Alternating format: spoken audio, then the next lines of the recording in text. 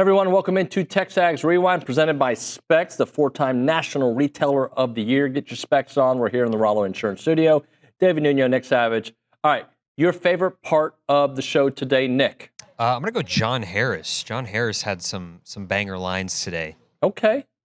I see that he didn't make the rewind, though. That was interesting. Oh, well, I just did what I criticize interns doing. Yeah, I didn't put him on there, did I? That's embarrassing. Yeah, pretty embarrassing. But John Harris was great. I recommend you listen to that interview as well. Olin Buchanan, Tom Schuberth, zooming in from Galveston, and recruiting country, Kendall Rogers, D1 baseball. Again, a lot of not sure what to make of Aggie baseball just yet. Will this weekend kind of tell us that story? Here it is. It's the rewind. What I think could be a revenge game. It is a revenge. Well, yeah. Either way, you got to right those wrongs. And you're better than both of those teams. I think they obviously blew one in Austin. Had the big lead, and I just think they weren't playing well against Vanderbilt. It still should have won the game, but they seem to be back on their game. They've beaten number one Auburn, and then followed that up with an impressive win on the road against LSU. So they're going into that SEC tournament with some momentum. A little bit of momentum. Got to maintain it. I'm glad you brought that up, Opie. Really? Momentum. Because I know that's one of the things that Buzz talked about yesterday, about playing with momentum. And look, regardless of what happens tomorrow, if they win or lose this game, they have played the brand of basketball that got them to a top 10 ranking, the brand of basketball that we've come used to seeing from them, become accustomed to seeing. We kind of lost it a little bit during the losing streak. I mean, it was there, but it felt a step slow, like they were underwater doing it. They were not underwater against LSU defensively. They certainly weren't underwater against Auburn. No, in fact, against Auburn, they reminded themselves and everybody else how good they can be, and that they can be elite. Now, we talked about it yesterday. Against LSU, they were absolutely dominant and elite for about 32 of the 40 minutes. Yeah. There was 8 minutes when they were bad. They were very bad. But they absolutely dominated the game for the rest of that time. Yeah, they certainly did. So let's listen to Buzz talking about this opportunity, because it's different. Before we listen to him, it's different for A&M. Yeah. The last few years, they have been a team that had to go hunting, right? They weren't sure what their postseason lives was going to look like. They are firmly in. They are a top 4 seed right now, right? Hopefully a 3 seed. I'd like, Luke basically told us yesterday it's almost impossible for them to get to a 2 seed. That being said, they're likely a 3 or 4 seed. But I never bought into the fact that, we don't mind if we lose early so we can rest. I think that's a bunch of crap. I think you're trying to win. And this is one thing that's bothering me, David. I'd like to hear your guys' points. They're talking about Auburn still being a number 1 seed. I have a problem with that. Overall seed, excuse me. They have lost their last 2 games. One of them was at home. And granted, these are great opponents they're playing. Let's say they lose their first game in the SEC tournament. You're telling me the number 1 seed overall is on a 3-game losing streak? I mean, shame on the selection committee and all those prognosticators that come up with these formulas. I mean, you have to put Florida ahead of them, maybe even Alabama, and maybe even like Duke. Yeah. I mean, how do you say Auburn can be number 1? I love the position A&M's in. I think they're right there. They're kind of building momentum, and that's really what you want. And you want to be an even kill, because if you get too high and too low, you'll find a way to adversity will, get you. And so I think A&M's in a great shape. But even if they were to lose the first round, they're going to be good. I think, David, remember we talked about, I think they're a 4 seed, and deservingly. Yeah. I don't know.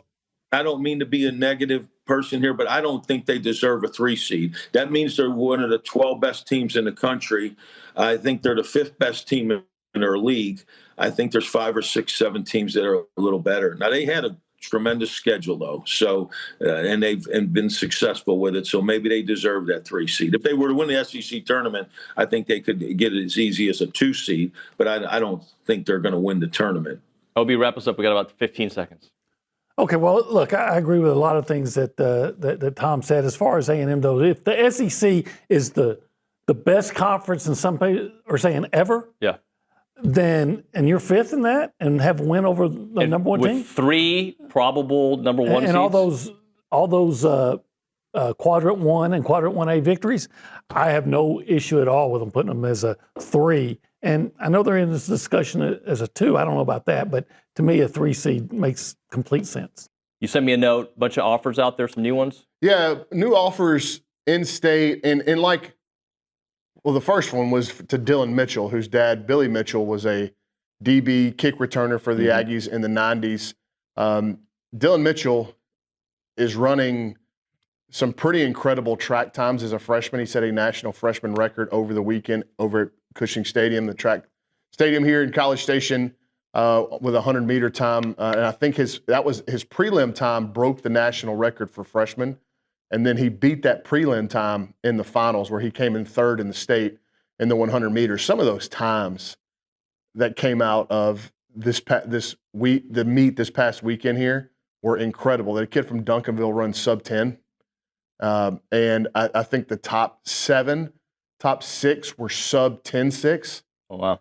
Like it's really impressive when you look at the 100-meter numbers. And it's still early in the spring for them, that as the weather heats up, typically those times get better. Yep. But Dylan Mitchell's a freshman at C.E. King. Like I said, his dad, Billy, played at Texas A&M. I think he played with Steve McKinney, was a teammate of Steve McKinney. So A&M and just about everybody else, when the kid runs 10.2 something in the 100 meters, A&M and everybody else hopped on board. I think he got something like 15 offers in 2 days as a freshman who had very little varsity tape. But the reason I bring that up is because so often when I've been on here recently, we've talked about measurables. Yep. And how this A&M coaching and recruiting staff are now really kind of honed in on finding the measurables for kids, not necessarily their star rating, right? So obviously the kid has to be good at football. You have to be a good football player. But within that, you also have to look at the measurables and what is standing out in the NFL draft, what is standing out in the combine. When you look at some of the commonalities amongst X position group, they usually have Y traits. If you're a DB and you're a corner and you're running 4.55 or north of that, you don't get drafted. Right. Yeah, and waiting for Stewart again, there's so many parts of this because we want to see what it was going to look like. But regardless, Jace being so close to the record, 2 away from breaking it, 1 away from tying it. Just even though the start of the season numbers-wise aren't where he wanted it to be, Bronny mentioned in the last segment, he's hitting the ball well. He's just been very unlucky. So let's talk about him and how close to that record. See it here maybe this weekend.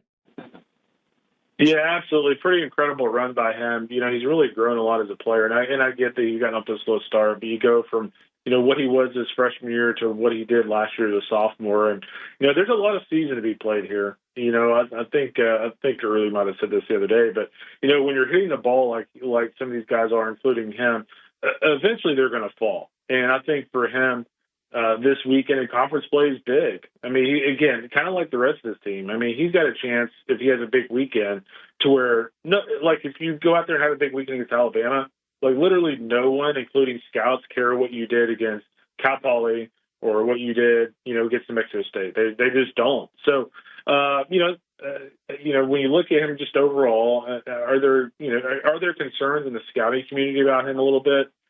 Slightly. But again, he has a chance to kind of, turn the tide in terms of what people think about him. Kendall, I'll close with the same question I closed with Bronny earlier. Let's say A&M wins this weekend, the series. They win 2 of 3 against Bama. How does that change kind of the perception of the program for this season? Well, I think, honestly, for me, I think it changes the way this team views themselves. I don't think this is a team, and you tell me if you disagree, but I don't think this is a team when we saw them in Houston the first 2 games, or we saw them, the first couple of weekends. This is not a team that I even thought that they were really good. That didn't look like a team that thought, hey, we're a really good baseball team, guys. That's not what I thought. So I think it's both big perception-wise nationally, but I think it's also really big for them as a team to go, if they go out this weekend and take care of business, go, hey, this is who we are. We are a really good baseball team. Nick, tell the people what to do, please. Oh, you got to like, comment, subscribe, and then, yeah, that's it. Allie and Callie and Richard and Bronny all say hi, everybody. Hi. See you guys. Bye-bye.